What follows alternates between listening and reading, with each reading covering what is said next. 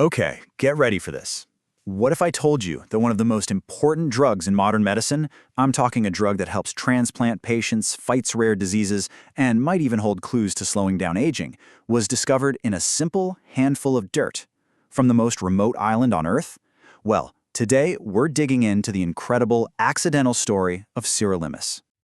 I mean, it really sounds like something straight out of a science fiction movie, doesn't it? But this is the 100% real origin story of a compound first called Rapamycin, now known as Sirolimus. And its journey, well, it's just the perfect example of pure scientific serendipity, of finding something amazing when you weren't even looking for it. So, our story doesn't begin in some pristine, high-tech laboratory. Nope, it starts with a scoop of Earth. Let's trace how a pretty routine scientific expedition led to an absolute medical marvel. Okay, so picture this. It's the 1970s. A team of scientists are on Easter Island, or Rapa Nui, and they collect some soil samples. Standard procedure. Back in the lab, they find this bacterium, Streptomyces hygroscopicus, which is producing a totally new compound. They name it Rapamycin, after Rapa Nui. At first, they think, okay, cool, it's an antifungal. Maybe it can treat athlete's foot. But then, they discover its real power. It's an incredibly potent immunosuppressant, and that single observation, it changed absolutely everything. So the big question is, how on earth does this stuff actually work? Well, it's not about using brute force. It's all about precision.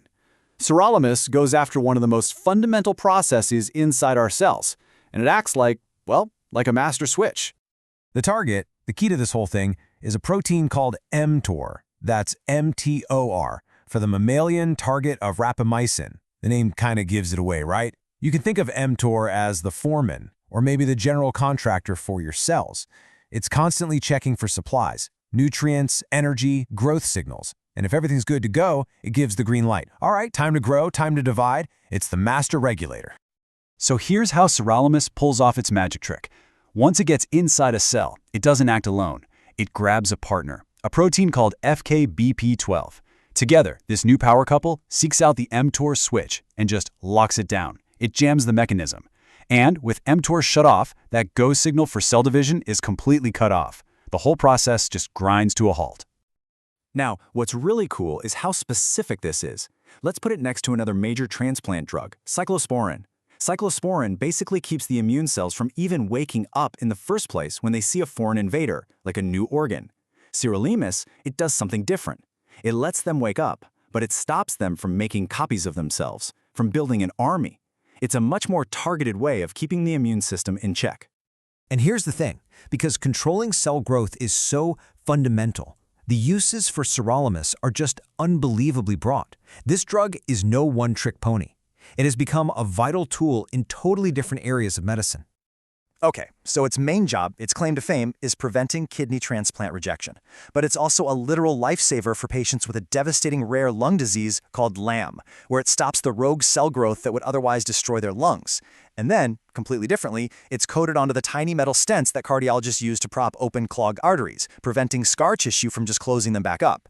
3 totally different problems, all solved by the same elegant principle: stop unwanted cells from multiply. And believe it or not, the story is far from over. Scientists are now testing it to fight certain cancers and to calm down overactive immune systems and autoimmune diseases. But here's where it gets really wild: its potential role in aging. In lab animals, it's been shown to actually extend lifespan. That's sparked human trials to see if it can improve our health span, keeping us healthier for longer. This is the absolute cutting edge of medical research. But of course, a drug that can do all that, a drug that powerful, doesn't come for free. When you interfere with a process as basic as cell growth, there are always going to be consequences. And the side effects, well, they can be pretty significant.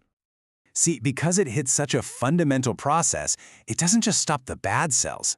It can affect healthy cells too. So you see things like increased cholesterol, lower blood cell counts, and it can really slow down wound healing. Painful mouth ulcers are a really common complaint. And of course, the big one, by tamping down the immune system, you're automatically at a higher risk for infections.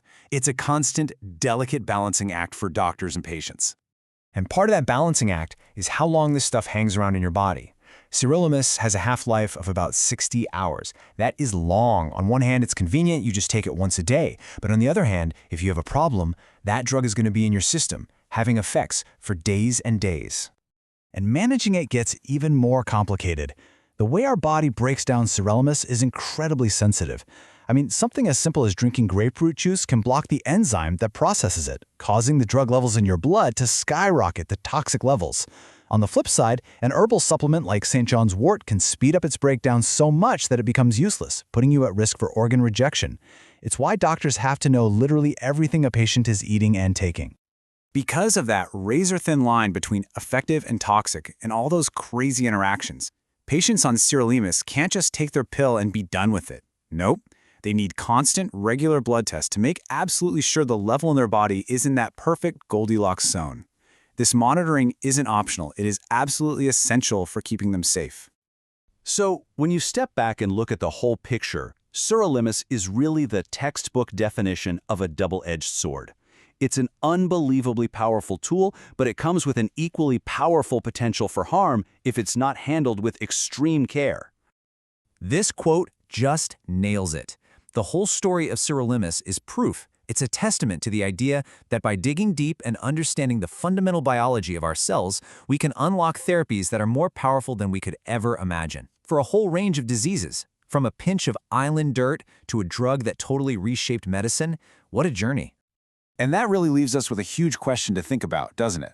Sirolimus gave us a way to control one of our cell's master switches. As science uncovers more and more of these switches and more ways to flip them on and off, we have to ask ourselves, what are the ultimate possibilities? And at the same time, what are the ultimate risks? It's a profound thought for the future of medicine.